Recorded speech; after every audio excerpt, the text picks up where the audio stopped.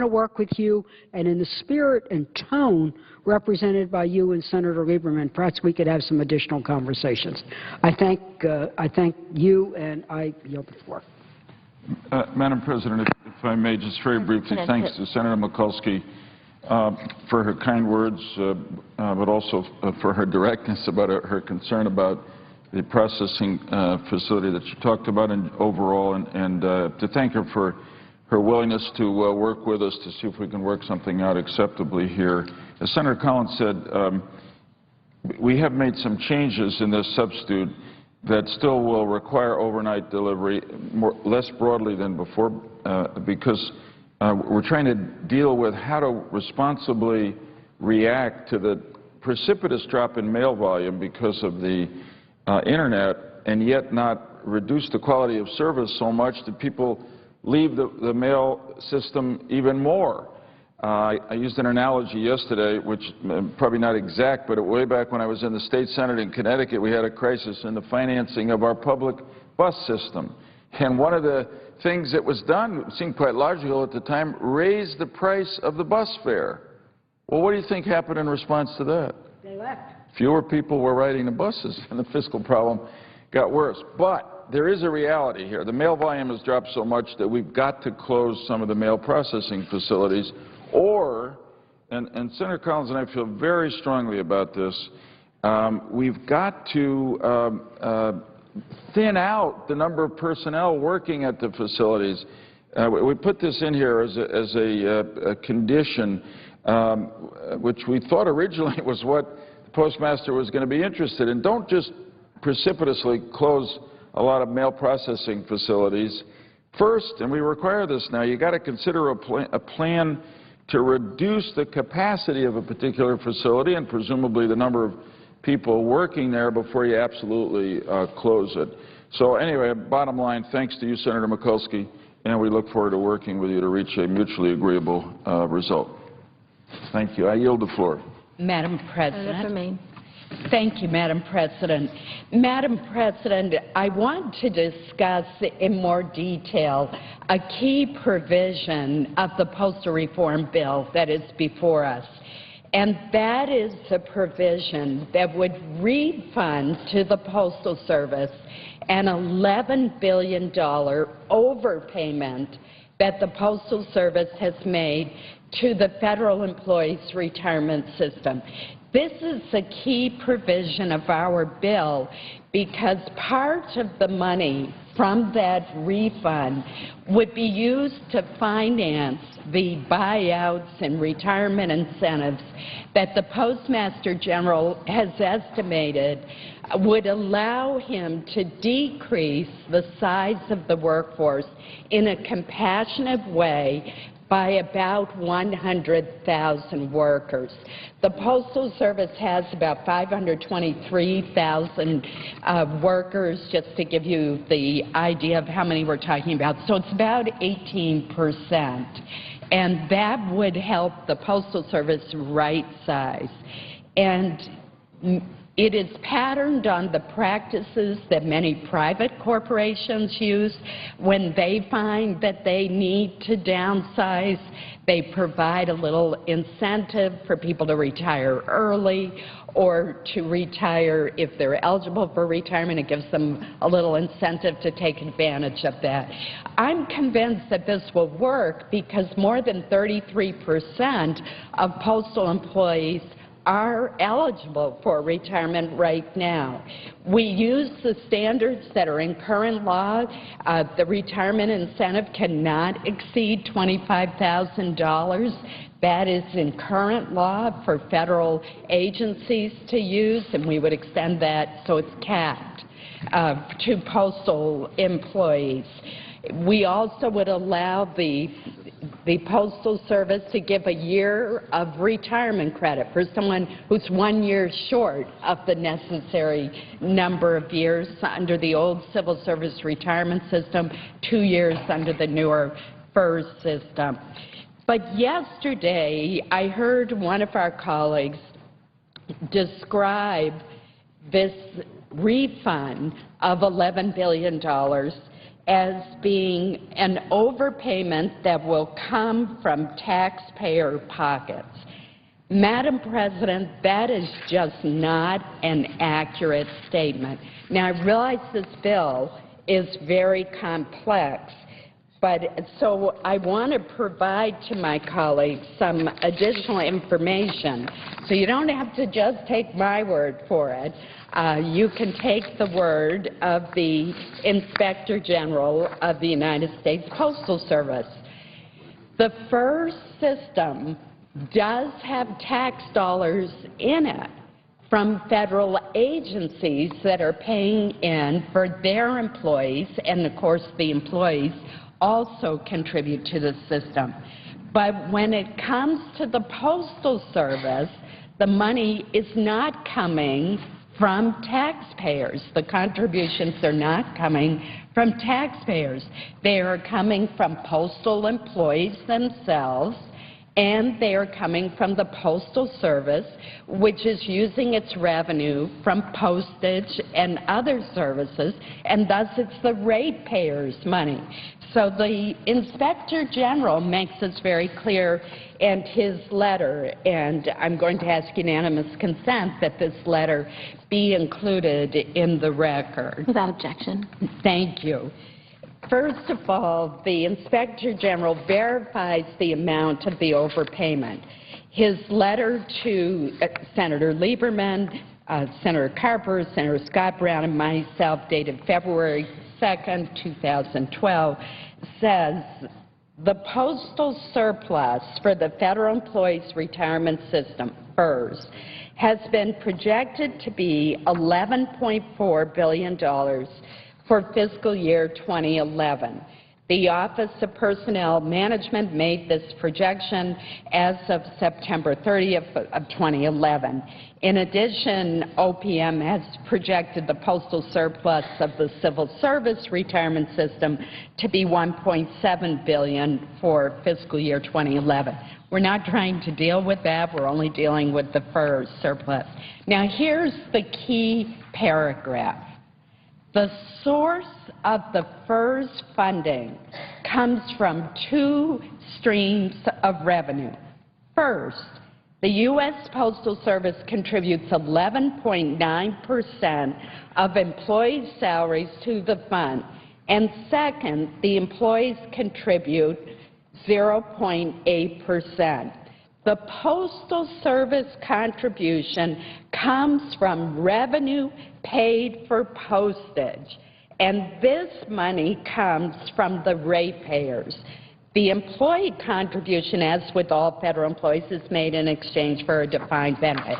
This could not be clearer. This is not taxpayers' money.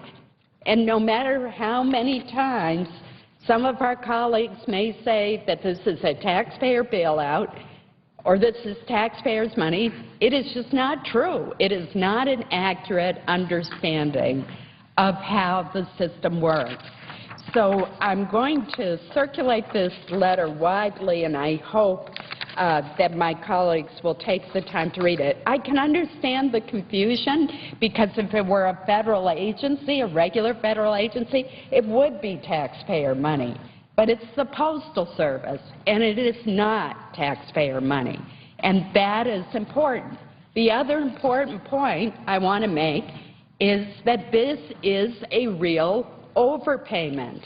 It has been verified by an independent board of actuaries. This isn't something that the Postal Service came up with or that our committee came up with. This has been verified by the OPM Board of Actuaries, an independent body comprised of private sector actuaries that advises the Office of Actuaries within OPM and reviews annual reports. So it's not even OPM's actuaries. It's an independent board of private sector actuaries that has verified that this is, in fact, an overpayment, and it's $11.4 billion. and I would ask unanimous consent that a letter from the Office of Personnel Management that explains the independent board also be inserted in the record. Without objection. Thank you, Madam President. Madam President, the Government Accountability Office has also looked at this issue and found that OPM's actuary did assess that there was an overpayment, what GAO calls a surplus. There's one paragraph in the GAO letter that I particularly want to bring to my colleagues' attention because it is a call for action.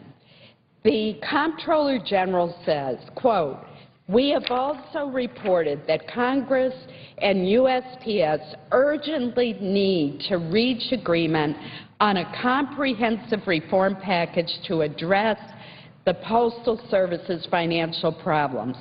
Congress could consider a one-time return of some or all of the FERS surplus as part of a broader package tied to specific actions on the part of USPS to help it address its financial problems. These actions could include pre-funding its retiree health benefit obligation, reducing its $13 billion debt, or developing incentives to reduce its workforce," end quote. Madam President, that is what our bill does.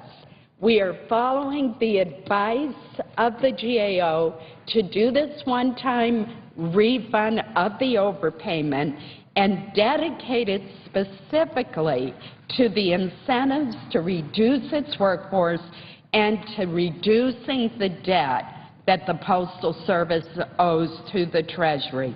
We also deal with the pre-funding of the retiree health benefit issue in our bill as well. But my point is that there is agreement that this is not taxpayers' money. There is agreement that this is a true overpayment. And we have GAO suggesting that we do exactly what this bill does, which is a one-time refund of the overpayment tied to reforms to address the USPS's financial crisis and specifically mandating that the money be used to develop incentives to reduce the size of the workforce and to pay down its debt. So, Madam President, I wanted to take this time today to explain this issue because I'm very concerned that there are members who are operating on the basis of a complete misconception that somehow this is a taxpayer bailout or taxpayer funds are being used to repay this overpayment. That is not accurate. And this bill is very complicated, and I hope that we can stick to the facts as we debate it. People may have different views on the way forward, on the path forward, but I hope that we can keep this free from mischaracterizations about the bill. I understand how it can happen because it is a complex matter, and that's why we have spent on our committee so many months carefully studying this issue and getting help and expertise from GAO, from OPM, from outside parties to make sure, from the IG, to make sure we fully understand the provisions of this bill. Thank you, Madam President. Madam President. Senator from Connecticut. I note the presence of my friend from Tennessee on the floor, and if I might, I just want to spend a moment responding to Senator Collins, and I'll quickly yield to him. First, I want to thank Senator Collins. I think she's made actually a quite complicated subject very understandable. And it is a misunderstanding and really a misstatement to say that the money that the Postal Service will be refunded is a taxpayer money. It's not. It's the return of money that was collected, as Senator Collins has said, by the post office from ratepayers and from their own employees, which was mistakenly put into this retirement fund. This is no more a bailout with taxpayer money than in a case which happens where an individual or a business overpays taxes to the federal government. And when that miscalculation or error is discovered, they naturally ask for a refund.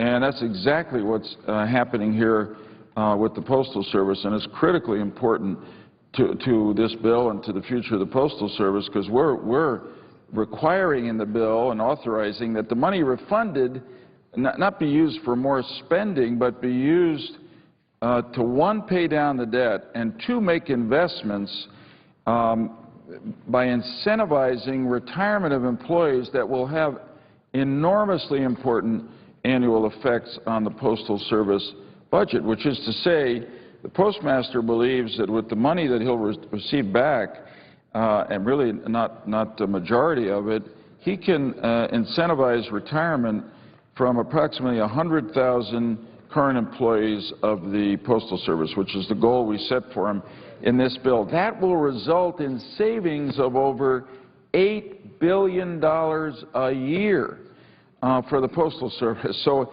this is not only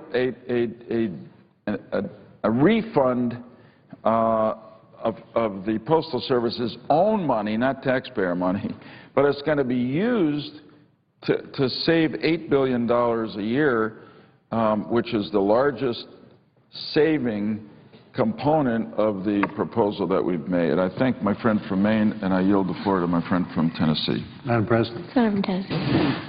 Madam President, would the senator yield for a unanimous consent request? Senator from Illinois. I had asked consent to follow the senator from Tennessee in speaking on the floor. Without objection. Thank you. Senator from Tennessee. Thank you, Madam President. First, I'd like to thank Senator from Maine, Senator from Connecticut for letting me take a few minutes here and to congratulate them on their hard work on this bill. This is a bipartisan bill that has some bipartisan amendments and bipartisan suggestions about a big problem. It's the kind of thing we ought to be working on, and I'm hoping that while we ran into a little obstacle yesterday in terms of our ability to move forward with relevant amendments to the Postal Service bill, I hope we can move back in that direction so we can have a good debate. And I thank the senator from Maine for her full explanation of the refund. That's an essential part of the bill. Madam President, my late friend Alex Haley, the author of Roots, lived his life by 6 words, which were find the good and praise it. And occasionally I come to the floor and cite an example of a Tennessean or some circumstances in my state that fit those 6 words. A few weeks ago, I came here to talk about a 91-year-old Tennessean, Bill Hoffman, in Memphis, who turned down a Purple Heart in 1944 when he was wounded in Germany because there were so many other people, he said, who were hurt worse than he was. And his son thought, since his father is now 91, maybe it was time to get the Purple Heart, so he contacted our office. We got in touch with the Army. Lo and behold, he not only deserved the Purple Heart, he turns out to be one of the last 3 surviving Rangers who scaled the cliffs of Pointe du Hoc on D-Day, which is one of the most daring and courageous acts of World War II. President Reagan talked about it in his 40th anniversary speech, The Boys of Pointe du Hoc.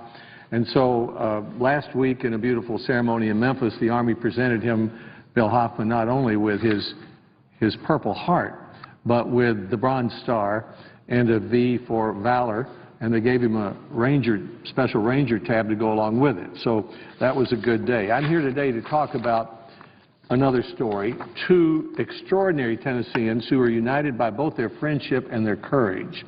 Lance Corporal Franklin Naaman Watson, who sacrificed his life for our freedom, and his devoted friend and mentor, Tennessee Highway Patrol Sergeant Lowell Ramsey, who's recovering from critical injuries which he sustained on duty. Naaman Watson, or Frankie, to everyone who knew him in East Tennessee, enlisted in the United States Marine Corps Reserve in 2010. Last September, at the age of 21, Frankie was killed while serving our country in Afghanistan. sweeping for improvised explosive devices. Frankie, who's the son of Stacy Couch and Troy Watson, didn't shy away from difficult or dangerous work when he was back at home in Tennessee. He was a law enforcement officer in the police department of Madisonville in East Tennessee, just a few miles down the road from my hometown. The chief deputy of the Monroe County Sheriff's Department, Brian Graves, described Frankie as a, quote, very upbeat and focused on what he wanted to do. What he wanted to do was to be a peacekeeper and a law enforcer. Family members say his dream was to join the Secret Service and protect the president. Mr. President, I'd like to ask permission for the record to submit for the record a letter to the editor to the Knoxville News-Sentinel written by a very well-regarded Knoxville attorney, a good friend of mine, Billy Stokes.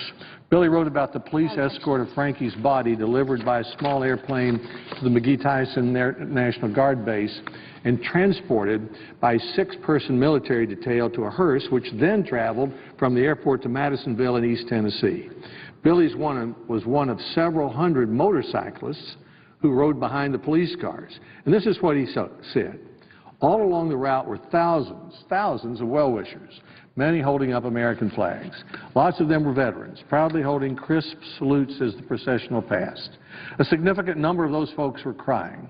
As we got closer to Madisonville, many young men and women were obviously grief-stricken. I suppose they were school friends of Watson's, Billy Stokes was saying. I saw thousands of East Tennesseans trying to honor and respect a young man who had given his all for his country. Watson was a wonderful young man by all accounts from those who knew him best. Billy Stokes concluded, I'm an Army veteran, but didn't experience the horrors of combat. I do know that we now have an all-volunteer force protecting our liberty and our freedoms every day. I'm so glad that we don't seem to take them for granted. I'd never been prouder to be an American and an East Tennessean than I was that day. Now, another law enforcement officer, Tennessee Highway Patrol Sergeant Lowell Russell, helped raise Frankie and was a devoted friend and mentor. But not long ago, Lowell talked to the member of my staff in Knoxville, Jane Chedister. He told her about Frankie. He said that Frankie's love of serving in the Madisonville Police Department was great. He told her about Frankie's dedication to honoring his state and his country. Then in March, Sergeant Russell was critically injured in a collision on Interstate 40 in West Knoxville when a tractor-trailer hit Lowell's squad car as he sat on the shoulder finishing paperwork after a traffic stop. Earlier this month, Lowell was discharged from the University of Tennessee Medical Center to continue his recovery in a rehabilitation facility. Lowell is beloved by his community. A Facebook page dedicated to prayers for Sergeant Lowell Russell is filled with loving prayers for Lowell. They call him a wonderful man. They talk about his huge heart. One says Lowell's done so much for everyone else. Numerous efforts are being made now to raise money to help Russell and his family with expenses. Tennessee's General Assembly passed a resolution to honor Lowell, noting his immeasurable contributions to his community as a Tennessee Highway Patrolman who exhibits superior standards of professional conduct and ethics, and saying that Sergeant Russell is wholly committed to the noble precepts of public service that have earned Tennessee recognition as the volunteer state. And he should be specially recognized for his courage and his gallantry as an esteemed member of local law enforcement. I add my great appreciation for Lowell to that expressed by the governor and by our General Assembly. My wife, Honey, and I pray for his strength and recovery and for strength for his family and friends during this difficult time. So, Frankie Watson, Lowell Russell, we're proud of you. Find the good and praise it. Thank you, Madam President. I yield the floor.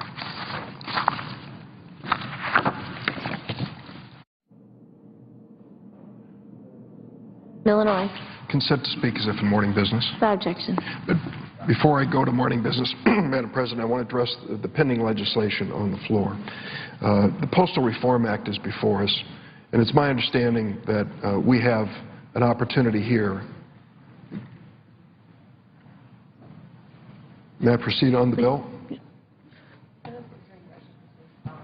Yeah, the Senate's currently considering the motion to proceed on the Violence Against Women's Act. Oh, sorry. Well, I ask that I renew my request for consent to speak as if in morning business. Without objection.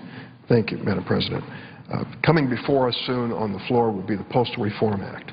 This is a matter which is timely because we understand that our Postal Service is in a situation where it currently is losing millions of dollars every single day. Because many things have changed in America, the use of the Internet, email, bill payer, fewer people are using the Postal Service. Less revenue is coming into the Postal Service. And so they are trying to reconcile today's demands with the actual costs that they face. Several years ago, we said to the Postal Service, we think the day will come soon when you have more retirees than actual workers. So start banking money for retirement and health care for those who will need it in years to come. We set a number, about $5 billion a year, and they kept up with it for several years, but then found they couldn't meet that requirement. So the Postmaster General came through with a sweeping plan in terms of cutting costs at the Postal Service. I understand the imperative to do that. I question the premise of his statement because one of the first things he said was, we're going to change the Postal Service, and the first thing we'll do is slow down delivery. If there's ever a marketing technique designed to fail, it's an announcement that you're going to slow down the delivery of your product. And that's what he said. I'm sorry he did. So now we're in a predicament or a situation where we are trying to find alternatives to the Postmaster General's proposals. We have been given until May 15th. In a meeting in my office, which the presiding officer and the senator from Vermont and others attended, the Postmaster General said, yes, I'll give Congress its chance to pass a bill to save money that might be different than my own suggestions. Well, now is our chance. And unfortunately, we're tied up on the floor of the Senate. Now, that's not a headline because it happens to be the normal state of affairs in this body. But imagine, if you will, that Senator Reid, the majority leader, comes to the floor, says we have this important Postal Service reform bill before us, and I think we should move forward on it, and we should consider amendments that are relevant to that subject. In other words, if you have an amendment that is about the Postal Service and how you can make it better, save money, make it operate in the black, come forward with that amendment. There was an objection from the junior senator from Kentucky. He said no, he thought the Postal Service reform bill should be used to debate foreign aid to Egypt. Foreign aid to Egypt. Not that that's not an important issue, it is. But here is an issue that's timely and important and affects every single American, where the Senate had a responsibility to step up and do its job with a deadline looming of May 15th, and one senator has said no, not unless I can bring to the floor whatever I want to bring. It's his right to make that request, and he's bottled things up pretty handily at this point. I hope that he'll reconsider. I wish we could take this bill up right now, actually have a debate on the floor of the Senate about an amendment. How about that? Have people disagree and actually have a vote. Be like the old days, the good old days in the Senate. But no, we're lurching from quorum call to quorum call and cloture vote to cloture vote. And those newcomers to the Senate may wonder if there was ever a day when we debated issues. We need to get the Postal Service reform right. It is one of the most important institutions in America. It is protected and embodied in the Constitution. There are hundreds of thousands of men and women who are serving us in the Postal Service. A fourth of them are veterans who have served our country and have gone to work for the government. When you ask people across America which function of government do you respect the most, the Postal Service comes out on top, because we know our local letter carrier. In my neighborhood, it's David Lassley. David's been my buddy for 20 years. I've known him for that long or longer, and he is a friend of my family. He's not just the person who brings the mail. And the others before him the same way. It's a personal relationship with government that very few people have. But the letter carriers, the postal clerks, the folks who do the processing and distributing are doing an important job. The Postal Service has an amazing history. Just as a reminder, on May 7th, 1833, there was a 24-year-old young man who was named the postmaster of a small town in central Illinois. It wasn't his last government job. The town was New Salem, Illinois. The young man was Abraham Lincoln. He got his start in the Postal Service. That is a tradition that goes back even before him. What we need to do is work together on a bipartisan basis, and I'm glad Senator Collins is on the floor, Senator Lieberman. They have worked so closely together on so many measures on a bipartisan basis to move us forward. Let us build a Postal Service that will serve us in the 21st century. Let us try to make certain that we find new ways to cut costs that are reasonable, to enhance revenue that makes sense, and make certain in the process that we don't damage the brand. The U.S. Postal Service is the best in the world, the most affordable in the world, and we can make sure that it continues to serve our nation and our economy. It is critically important to those of us who represent states with small towns. I know that every small rural post office cannot survive. Many of them have failed in the past. But we have to understand what a critical element that rural post office is to the culture of these communities, to the identity of these communities, in some cases to their very existence. So let us find flexible ways to reduce costs and still recognize that reality. Mr. President, I'd now like to ask that the second statement I'm about to make be placed in a separate part of the record. I ask consent for that. Without objection. Mr. President, 11 years ago I introduced the DREAM Act. At the time, Senator Hatch of Utah was my co-sponsor. It was a bipartisan measure, called on the floor of the Senate. One time we had 12 Republican votes. The last time it was called, we had 3. Unfortunately, over the years, it has not passed the Senate. It's received a majority, I think, every time I've called it, but not the 60 votes, which are now the norm in the Senate. And as a result, for 11 years, I've been striving to change the law when it comes to immigration for a specific small group of people.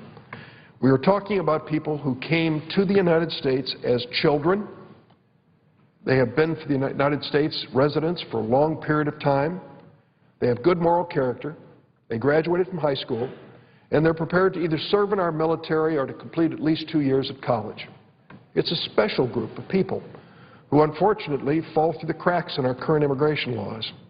I've met hundreds, maybe thousands of them now in the 10 years that I've been working on this. I know that they dream of the day when they will have a country. Currently, they don't. They're undocumented. The only country they've ever known is the United States. They just can't go forward. When it comes to college or universities, they get no help from the government, except if the state that they live in has a special arrangement, certainly no help from the federal government. When they finish school, many of them can't be the teachers, nurses, engineers, doctors they want to be because it requires citizenship that they don't have. What we're trying to do is to give them that chance. And I've come to the floor time and time again to introduce some of these young people to America so they can put a face with the name DREAM Act. The person I want to speak about today is named Yaniv Steltzer. Yaniv was brought to the United States by his parents from Israel when he was just 3 years old. This is a photograph of Yaniv. Today he's 25. He grew up in America. Like every other American child, he believes this is home. In 2010, he graduated from Richard Stockton College in New Jersey with a Bachelor's of Science degree in Hospitality and Tourism Management. In college, he was chair of the Jewish Student Union Hillel Club and was an active volunteer with several student groups. His dream is to open a restaurant. He wrote me a letter, and here's what he said. I fell in love with cooking in high school when I took a home ec course, and I knew this is what I wanted to do for the rest of my life. I would love to get back to America by opening my own restaurant, creating some jobs, contributing to the economy, and becoming a citizen in the country I love. Now let me tell you what Yaniv's challenge is. He can't become a citizen. His father was born in the United States, but Yaniv was born in Israel, so he is not an American citizen. Yaniv's father applied for Yaniv to become a citizen, but because the process took so long, he became ineligible. Under our immigration laws, once Yaniv turned 21, his father could not petition for him to become a citizen any longer. So Yaniv has lived in this country since he was 3 years old. His father's an American citizen, and he's undocumented. The only solution for him is the DREAM Act. Here's what Yaniv told me about his situation. America is the only country I know. I grew up here. All my family and friends are here. Everything I know is in America. The DREAM Act is important to me and to many others like me who are in the same situation. We have the resources to help this country, but don't have that piece of paper to let us do it. I have high hopes and optimism that Congress will do the right and humane thing, put the political issues aside and pass the DREAM Act. Yaniv is right. I asked my colleagues, would America be a better place if we deported Yaniv Steltzer? Of course not. This young man grew up in our country. He's overcome the odds to achieve great success. He doesn't have any criminal background or any problems that we should be concerned about. He's no threat to us. He would make America a better country, a stronger country, just if we give him a chance. He's not isolated. There are thousands of others like him around this country. Mr. President, over the break on Easter, I went out to Los Angeles and got a cab ride from the hotel out to the airport. And the cab driver, I looked at his name, and his last name was Ark, A-R-K. And I said to him, "Where are you from?" And he said, "Take a guess." So I said, "France?" And he said, "No, I'm from Belarus. My father was in the Soviet Army. And 15 years ago, I came to the United States with my wife. She's a registered nurse and she speaks English. I didn't speak a word of English when I got here. But I was able to come as a refugee from Belarus, which, of course, is where the last dictator in Europe presides, Lukashenko. And he said, I came here, and he said, I started learning English, just spoke Russian. And I said, how in the world did you ever get a license to drive a cab? He said, I had to work at it. He said, not only to learn enough English to be able to have a successful business as a cab driver in Los Angeles, but to learn these streets and freeways and everything that came with it. But he said, I did it. And he says, now, he says, the son we brought as a citizen, he said, my 2 kids are now Americans. He says, and now I own 3 cabs, 15 years later. What a story. It's not unique. It's the story of America.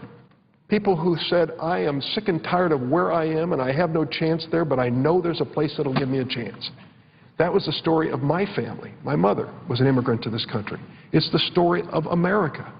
Why do we, in this day and age, in the 21st century, have such a negative feeling about what immigration has brought, the diversity and strength it has brought to this country? And why can't we see the most fundamental question of justice when it comes to these children, these kids brought here as infants to the United States who only want a chance to do what this refugee from Belarus was able to do, make America a better place, build a life for himself, create a family that would be part of the American family. I'm going to continue this battle because I know all over this country there are people like Yaniv Stelzer and many others who are waiting to see if the Senate can rise to this occasion, put politics aside, and do what's important for this country. Show fairness, show justice, give these young people a chance. Mr. President, I yield the floor. President. Senator from Connecticut. I want to thank Senator Durbin for really a moving statement and for his persistence in introducing the DREAM Act, which it's been my honor to co-sponsor with him, among many others, and to support. It really is basic fairness. It also, I think, just describes the reality. You reminded me of what you said. I always said that my grandmother, who we lived in her house most of my childhood, my mom and dad and my sisters and I always said she was one of the most patriotic Americans I ever met because she had something to compare America to. She was an immigrant from Central Europe, and the freedom that she got here, particularly important to her, was freedom of religion, the respect that she got from her neighbors for her religious observance, and, of course, the dream that her children and grandchildren would do better in this country, which was realized. And I was moved by your report of the conversation with the cab driver, because maybe all of us do that. But when you get the immigrant cab drivers and they're a little bit older and they start to, I always ask them, what are your kids doing? And it's quite amazing because they have the kind of excitement and sense of gratitude about the opportunity that America provides that sometimes people who've been here a while unfortunately may lose. And the kids are all working hard, achieving, and really contributing to this country. And, you know, we're at a time in our history where I think a lot of people are down about our future and down about America, which was never the case when you and I were growing up. I started growing up a little before you, Senator Durbin, but when you think about these stories, it really makes you feel good about how unique this country is. And I know because of illegal immigration, people may take what I'm about to say the wrong way, but I always say one of the great market measurements of the greatness of America today is that there's not another country in the world that more people are trying to get into, legally I'm talking about, and fewer people are trying to get out of than the United States of America. And I think the DREAM Act recognizes that reality, and is totally consistent with the values of our country. So I thank you for your persistence, and one day, I hope not too far from now, we're going to get that adopted into law. Thank you. I yield the floor. From New York. I rise today to join a strong and growing group of my colleagues in support of the Violence Against Women's Act, a common-sense bill that, since it was first signed into law, has always been an issue that we can build a consensus around, both Democrats and Republicans alike. And the reason for this is quite simple. There's no room for tolerance of violence against women in the home anywhere in our society. And when we're talking about the safety of our families, there's simply no space for partisanship. That's why I'm calling on my colleagues to not seek to block or delay this important piece of legislation any further. To do so is a disservice to the families so deeply affected by domestic violence every single day. Anyone who is guilty of domestic abuse should be held accountable to the fullest extent of the law. Any victim of abuse should be empowered to speak out and to have access to help and support. Keeping women and families safe is a basic common-sense principle, and one that we have easily found agreement on since the bill was first passed, and we should be able to agree on it again today. Every day, an average of 3 women are murdered by a husband, a boyfriend, a partner. Every single day, 600 women are raped or sexually assaulted. Millions of women and families rely on the help and support that the Violence Against Women's Act provides to keep them safe. It's outrageous to turn the Violence Against Women's Act into a political circus. When we allow ourselves to get bogged down on politics as usual, we're telling women and families across the country that their safety can wait for the next election. Let's do better. Let's be better. Let's agree that women deserve access to basic justice and basic safety. And let's show the American people that we, as a body, can do the right thing. I yield the floor. I suggest an absence of quorum. Clerk will call the roll. Mr. Akaka.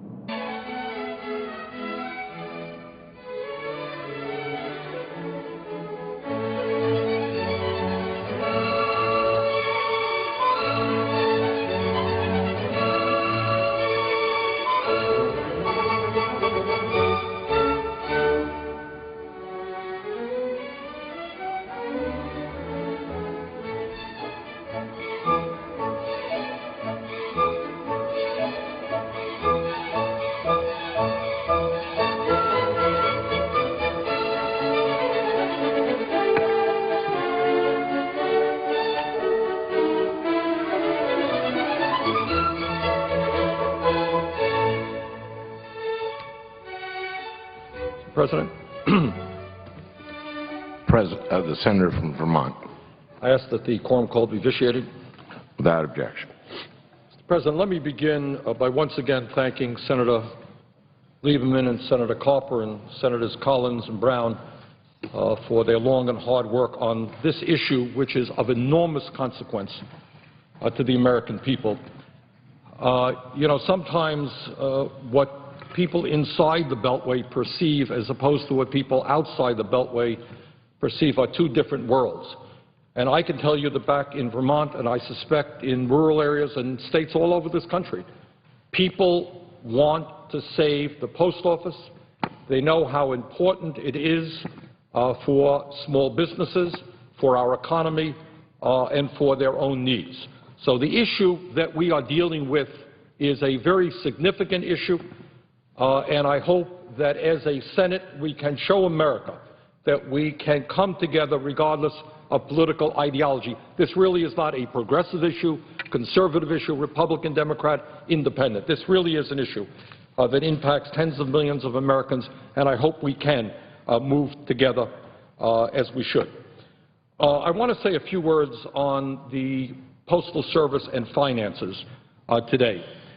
Everybody knows that the Postal Service is in fact facing significant financial difficulties.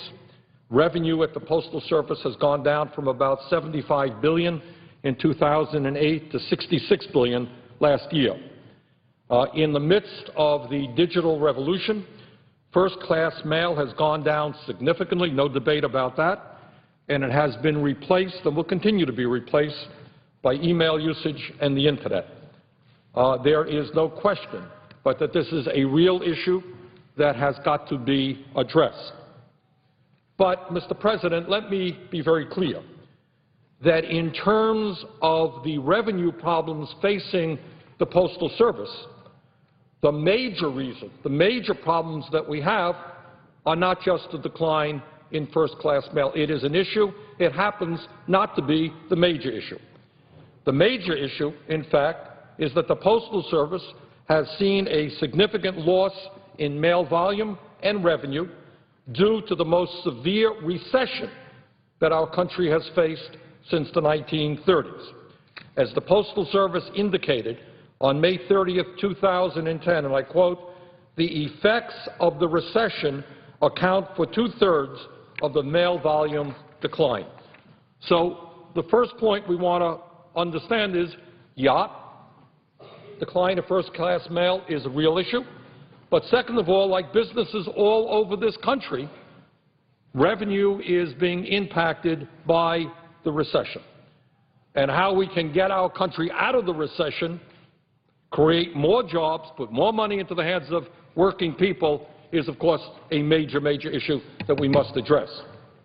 And in that regard, I do want to say that in the middle of this terrible recession, when real unemployment is not 8.2%, but in fact it is closer to 15%, counting those people who have given up looking for work, those people who are working part-time, it would seem to me that this body wants to do everything that we can not to see 200,000 jobs slashed at the United States Postal Service, many of them decent-paying jobs, many of them union jobs. Now, we may not be able to save every one of those jobs. We want the Postal Service to be efficient. But on the other hand, I would hope that we see as a significant priority that in the midst of a recession, you do not want to downsize a major American institution by 200,000 jobs, many of them, by the way, jobs belonging to veterans. A couple of months ago, a whole lot of debate here, how do we create jobs for veterans? Well, I can tell you one thing you don't do is downsize the Postal Service by 200,000 workers, many of them being veterans. But Mr. President talked about the decline in first-class mail, important, talked about the recession being important, but I want to raise another issue that I think many people are not familiar with, and that has nothing to do with first-class mail, nothing to do with the recession, or in fact, email or the Internet. And that is that to a very significant degree, the major reason that the Postal Service has been running a deficit since 2007 is due to accounting issues. For example, and everybody has got to understand this issue if we're going to have an open and honest debate about the future of the Postal Service. Due to a law passed in 2006, the U.S. Postal Service uniquely in America, uniquely within government, federal, state, local, uniquely in terms of the private sector, has been forced to pre-fund 75 years' worth of future retiree health benefits in just 10 years. 75 years' worth of future retiree health benefits in just 10 years. There is no other agency of government that comes close to that onerous requirement, nor are there any companies in the private sector that have been asked to do that. This mandate cost the U.S. Postal Service between $5.4 billion and $5.8 billion per year. So what I beg of my colleagues is when you look at the financial problems facing the Postal Service, which are real, do not forget that because of this 2006 legislation, Postal Service needs to come up with approximately $5.5 billion every single year to pre-fund retiree health care. Mr. President, and this is an important point, and I hope my fellow colleagues in the Senate are listening to this. 100% of the Postal Service's $20 billion debt from 2007 to 2010 is the result of this pre-funding mandate. Let me repeat it. 100% of the Postal Service's $20 billion debt from 2007 to 2010 is the result of this $5.5 billion per year pre-funding mandate. Without this mandate, the Postal Service would have made a $700 million profit from 2007 to 2010. So let me repeat that, because these are facts that have not often been introduced into this debate. We have folks coming up here who are saying Postal Service is collapsing financially and so forth and so on. But it is important to understand the facts. And the facts are that despite the worst recession, which we're currently in right now since the 1930s, despite the competition from email and the Internet, the Postal Service would have made a $700 million profit from 2007 to 2010 if it was not forced to pre-fund future retiree health benefits. In addition, Mr. President, and I hope people listen to this as well, during the first quarter of 2012, a few months ago, the U.S. Postal Service would have generated a $200 million profit had it not been required to pre-fund its future retiree health benefits.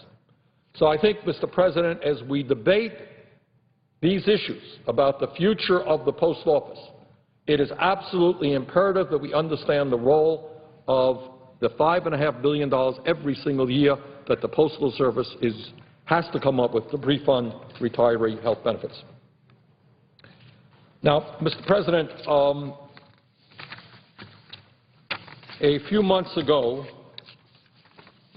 I asked the Inspector General of the Postal Service, whose name is David C. Williams. He is the Inspector General of the Postal Service. I asked him to talk a little bit about what this pre-funding of health benefits meant. And I would like to introduce into the record a copy of his letter, which is dated February 6, 2012. Without objection. And if I might, because this is, I think, an important letter, I'd like to read a significant part of it. And I hope people appreciate what the Inspector General of the United States Postal Service is saying. This is a guy who knows something about the Postal Service. This is what he says. Dear Senator Sanders, this is a letter to me. He says, for several days last week, I met with you and your staff to discuss solutions to the current financial crisis within the Postal Service. At the conclusion of those discussions, you requested that our office focus on one of the solutions that we presented, which examined an option to address the current benefit fund financing. This proposal would eliminate the requirement for the Postal Service to make annual $5.5 billion payments into its retiree health benefit fund and allow the $44 billion currently in the fund. Let me talk about that. There is right now, as a result of these funding payments, $44 billion currently in the fund to grow with interest. So what are you saying here? What happens if you got $44 billion and it accrues, as it does, interest, I believe, between 3% and 4% a year? And then he continues. If you did that, he said, no payments would be made from the fund until it is deemed to be fully funded, and the Postal Service would continue to directly pay for the health care premiums for retirees. An additional element of the proposal would allow current overpayments of $13.1 billion in the Postal Service pension funds to be funded to the Postal Service. This is also a point that has not been discussed enough, and in fact we do address in the current legislation. And that is, not only is the Postal Service being asked to come up with an onerous $5.5 billion a year to pre-fund future retiree health benefits, it is generally acknowledged, I think, by everybody who has studied the issue, that the Postal Service has made overpayments of $13.1 billion into the Federal Employment Retirement Service System and the Civil Service Retirement System, adding those two together. Now, this is what he says, and I quote, again, Inspector General, United States Postal Service, quote, our analysis of this proposal shows that if it were adopted, the amounts in retiree health care fund would grow from $44 billion to the $90 billion estimated current liability in 21 years. This $90 billion projected liability is not a static or precise figure. It varies a little bit, is what he's saying. But essentially, he says that if you don't add another nickel into the $44 billion, it will grow to $90 billion in 21 years and essentially take care of the payments that it has to take care of. So the point that I want to make here, Mr. President,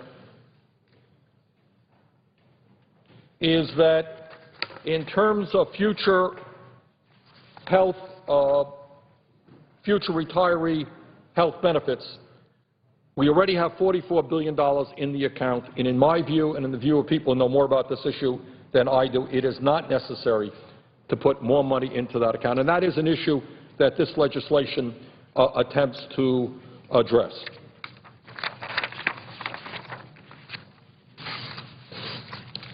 There's another point that well, I'll get to that point at some other point, Mr. President. But I think, let me conclude by saying this. The issue we're dealing with is of enormous consequence to our country. It is imperative, in my view, that we not shut down 3,700 rural post offices, and I want to commend the Postmaster General. We have been working with him, and he has moved away from that position. In my view, we have got to do everything that we can to make sure that we maintain very high standards for mail delivery in this country, so when a business puts a package in the mail, they know it's going to get delivered in a reasonable time. It's one of the strengths of the Postal Service. In my view, we do not want to shut down, as the Postmaster General's original proposal, half of the processing plants in this country, which would shut down, slow down mail delivery service. In my view, we do not want to end Saturday mail. I think it's an important part of maintaining strong mail delivery standards. But the main point that I wanted to make today is, yes, Postal Service faces financial problems, but not to understand the significant role, causation of those problems that is a result of the $5.5 billion in pre-health funding for retirees is to miss a very significant part of this debate. And I think it's fair to say then in this bill we are beginning to address that issue, also address the issue of the overpayment from the Postal Service to the Federal Employment Retirement System. So let me just conclude by thanking Senators Lieberman, Senators Collins, and Copper and Brown for the work they've done. I hope that we can have an intelligent and constructive and kind of nonpartisan discussion as we go forward, hearing from good amendments that are relevant from all sides, both sides of the aisle. But the bottom line is saving the Postal Service is enormously important for our economy and certainly for the tens and tens of thousands of workers who are out there every day doing a great job for us. So with that, Mr. President, I would yield the floor.